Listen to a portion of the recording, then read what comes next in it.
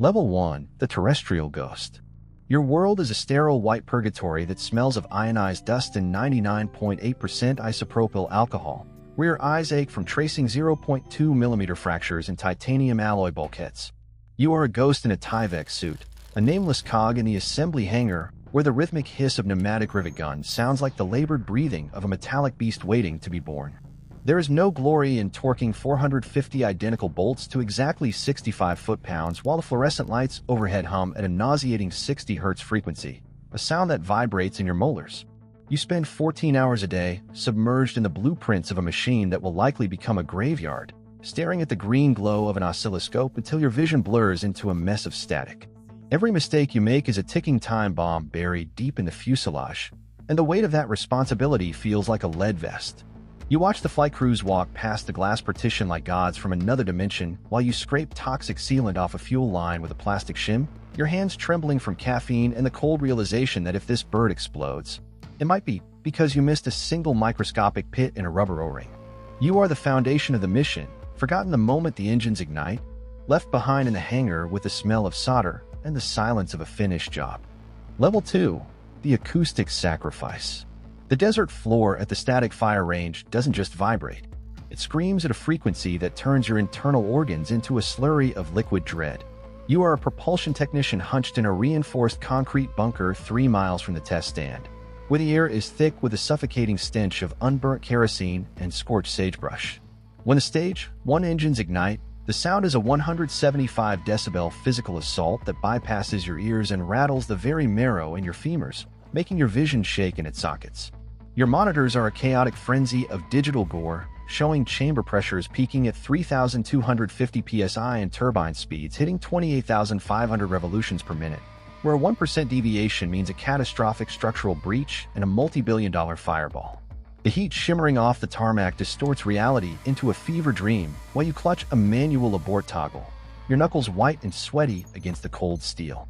You are the one who has to walk out into the cooling vapor clouds after the kill command, checking for hairline cracks in the niobium nozzle extension while the metal pings and contracts like a dying animal.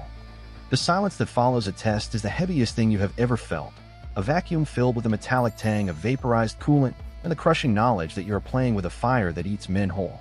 Level 3. The Earthbound Puppet.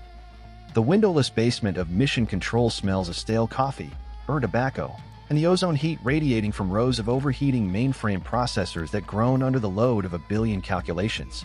You are the logistics officer, a human calculator drowning in a sea of telemetry data where you track the exact oxygen flow rates of 3 men circling the planet at 17,500 miles per hour. Your headset is a permanent clamp on your skull, channeling a never-ending stream of clipped jargon and the low-frequency static of the ionosphere that sounds like the ghost of the universe. You don't see the stars. You only see the 0.04% hourly drop in CO2 scrubber efficiency and the terrifying math of a dwindling power budget that forces you to choose between cabin heat and communication. When a voice crackles through the line reporting a master alarm, your heart rate spikes to 125, but your voice remains a flat, robotic monotone because panic is a luxury your rank cannot afford.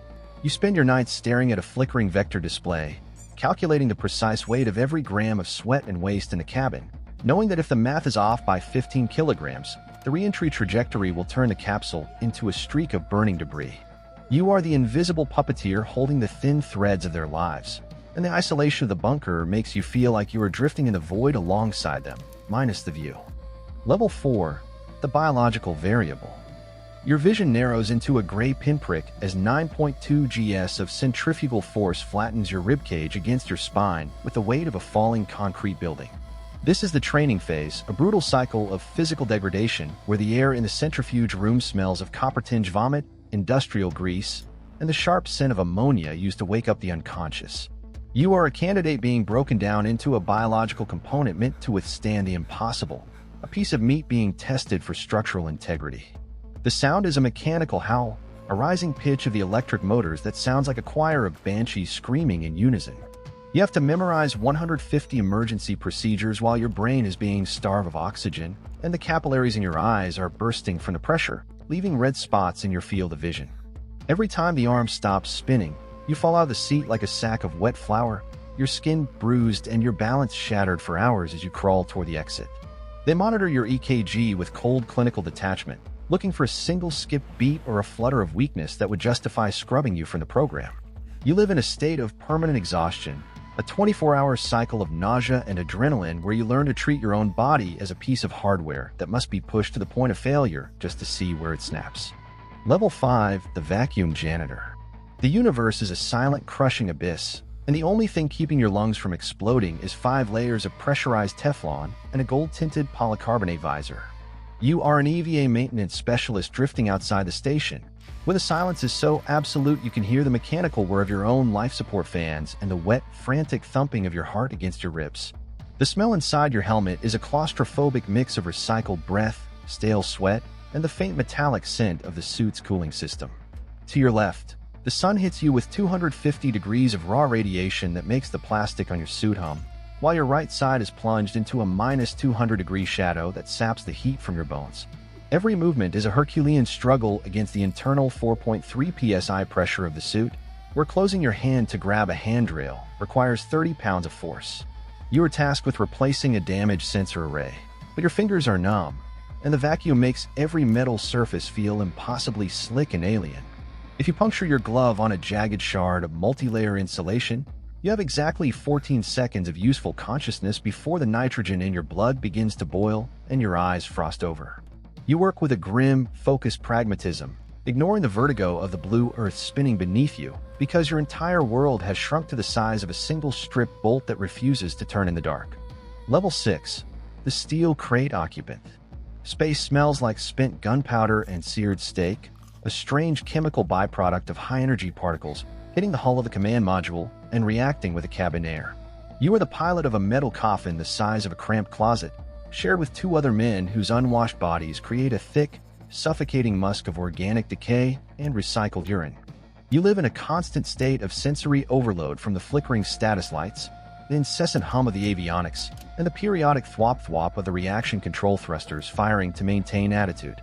There is no privacy, only the sound of heavy breathing and the metallic tang of water that tastes like the pipes it traveled through. You are the navigator staring through a sextant at stars that don't twinkle, calculating burn vectors on a slide rule because the primary computer just threw a program alarm 1202 and the ground is 3 seconds behind a reality. Your hands are stained with ink and grease, and your sleep is a series of 90-minute naps interrupted by the master alarm or the need to vent waste into the vacuum. You are the one who stays in orbit while the others go down to the surface. You are the loneliest man in history, circling a dead rock, listening to the crackle of the long-range radio and the creaking of the hull as it expands and contracts in the sun like a dying lung. Level 7. The Atmospheric Torch. The world outside the window is a screaming wall of orange plasma, 3,300 degrees of friction that is slowly eroding the heat shield 6 inches below your boots. You are no longer flying a spacecraft. You are riding a falling rock that is being consumed by the atmosphere. The G-forces return with a vengeance, pinning you into your seat with 10 times your Earth weight, making it impossible to lift your arms or even draw a full breath. The smell is terrifying, a mix of scorching resin from the ablative shield and the sharp, electrical scent of overloaded circuits that are melting under the thermal load. The capsule shakes with a violent, tooth-rattling frequency, sounding like a freight train crashing through a glass factory at 15,000 miles per hour. You are blind, the ionized gas cutting off all radio communication, the blackout, leaving you alone with the ticking of the clock and the heat radiating through the bulkheads. You stare at the altimeter, watching the numbers scream downward, 50,000 feet, 30,000, 10,000, praying that the mortar for the parachutes hasn't fused shut from the heat. When the drogues fire, it feels like a car crash, a sudden, neck-snapping jolt that smells of cordite and salt air, signaling that you have survived the fire only to be claimed by the sea. Level 8. The Relic of the Stars. You sit in a mahogany row office that smells of old paper, floor wax, and the expensive bourbon you keep in the bottom drawer to dull the phantom vibrations in your knees. The transition is jarring. The silence of the office is louder than the roar of the Saturn engines ever was, and the weight of the air feels too heavy for someone who spent months in zero-G. You are the program director now, the one who signs the death warrants, authorizing the next generation to climb into the tin cans you helped build.